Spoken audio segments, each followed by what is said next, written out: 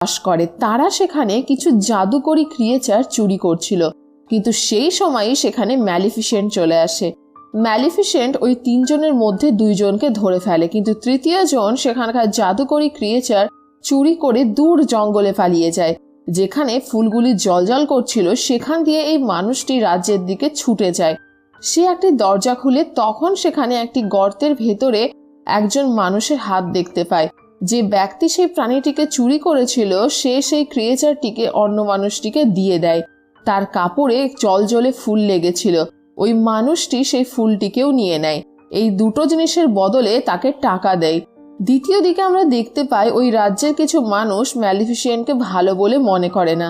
তারা ভাবতো ম্যালিফিসেন্ট তাদের রাজকুমারী অরোরাকে চুরি করে নিয়েছে আর সব সময় রাজকুমারীকে মারতে চায়। অন্যদিকে আমরা দেখতে পাই রাজকুমারী অরোরা জঙ্গলে খুবই খুশিতে রয়েছে, কারণ সে এখন